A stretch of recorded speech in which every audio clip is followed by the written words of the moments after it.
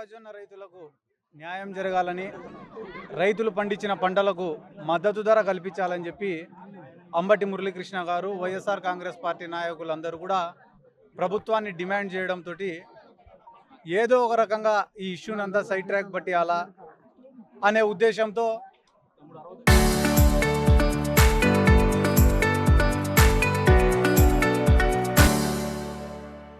ఇక్కడ ఉన్నటువంటి తెలుగుదేశం పార్టీ నాయకులు ఇక్కడున్న గోడౌన్ పైన దాడి చేసి దళారీ వ్యవస్థను ఎంకరేజ్ చేస్తున్నారు. ఈ గోడౌన్లో అంబటి మురళీకృష్ణ గారే తన మొక్కజొన్నను నిల్వ ఉంచినాడు అని చెప్పి ఒక తప్పుడు ప్రచారం చేస్తూ ఇక్కడికి వచ్చి గోడౌన్ పైన దాడి చేసి ఇక్కడున్న మహిళల పైన దాడి చేసి దాదాపుగా 31 మంది పైన వాళ్ళ ప్రభుత్వంలో వాళ్ళపైననే కేసు కూడా నమోదైంది. వాళ్ళ ప్రభుత్వంలో వాళ్ళపైన కేసు నమోదైతే అది వాళ్ళు అవమానకరంగా ఫీల్ అయ్యి దానికి కౌంటర్ కేసు కింద 5 మంది మహిళలు మరొక 10 మంది మొత్తం 15 మంది పైన ఎస్సీ ఎస్టీ అట్రాసిటీ కేసును కూడా నమోదు చేయడం జరిగింది.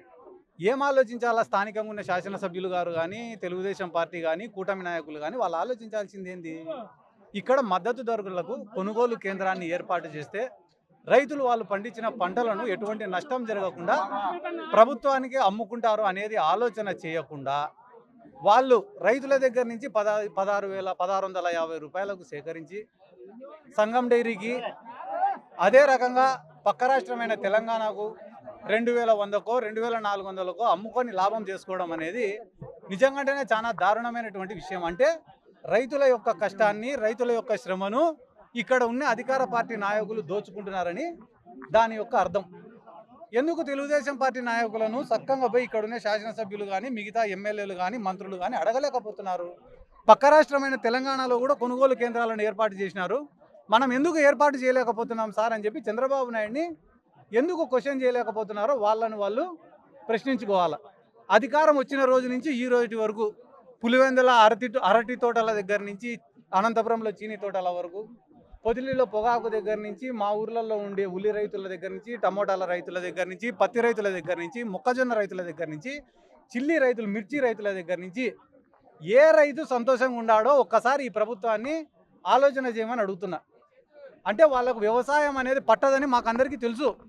అయినా కూడా ఇంత దారుణంగా రైతులు ఆత్మహత్య చేసుకునే పరిస్థితి ఉన్నా కూడా స్పందించకపోవడం అనేది నిజంగానే అందరూ కూడా ఒక్కసారి ఆలోచన చేయాలి. ఎందుకంటే వైఎస్ఆర్ కాంగ్రెస్ పార్టీ రూలింగ్లో ఉన్నప్పుడు ఒక్కొక్క పేదవాని అకౌంట్లలో క్రాప్ ఇన్సూరెన్స్లు ఎంతెంత పడేవి తెలుసా అన్న? 2 లక్షలు, 3 లక్షలు, 8, 10 లక్షలు.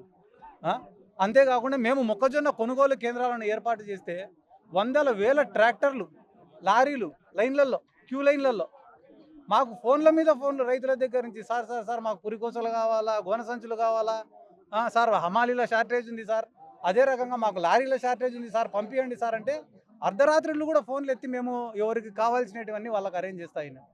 అటువంటి పరిస్థితుల్లో కూడా ప్రజలు ఆ రోజు గమనించుకోవాలి ఈ ప్రభుత్వం ఎంత పనితీరులో పనిచేస్తుంది అనేది. కానీ ఈరోజు ప్రజలు పోయి అడగాలంటే ఎవరిని అడగాలన్నా కూడా దిక్కు తెలియని పరిస్థితి. ఏం మాట్లాడినా కూడా ఉంటే ఉండండి, పోతే పోండి, ఎక్కువ తక్కువ మాట్లాడితే కేసులు పెడతాం, సోషల్ మీడియాలో ప్రశ్నిస్తే కేసులు పెడతాం, అరెస్టులు చేస్తాం, వైసీపీ నాయకుల పైన దాడులు చేస్తాం. కాబట్టి గతం కూడా వాళ్ళు గుర్తుపెట్టుకోవాలా. ఇటువంటి అరాచక పాలన, ఇబ్బందులు, అమాయకుల పైన కేసులు పెడితే తిరిగి తిరిగి మళ్ళీ ఎవరి కాడికి వస్తుంది? అది వాళ్ళ కాడికే వస్తుంది. జగన్మోహన్ రెడ్డి గారి గురించి కూడా వాళ్ళకు బాగా తెలుసు. ఏంది, తప్పు చేసిన వాళ్ళని వదిలిపెట్టే ప్రసక్తే లేదు. వాళ్ళు కానీ నిజంగానే తప్పులు చేస్తే వాళ్ళ సంఘం డైరీలో కానీ మిగతా చోట్ల కానీ అవకతవకలు జరిగితే ఖచ్చితంగా జగన్మోహన్ రెడ్డి గారు రానున్న రోజుల్లో కూడా ఖచ్చితంగా చర్యలు తీసుకుంటారు. రైతులను కాపాడమని చెప్పి మరొకసారి రిక్వెస్ట్ చేసుకుంటూ, ఇక్కడ ఎవరైతే మహిళలపైన, రైతులపైన, కాపు నాయకులపైన కేసులు పెట్టినారో ఆ అక్రమ కేసులను వెంటనే తొలగించి రైతాంగాన్ని ఆదుకోమని చెప్పి కోరుకుంటారు.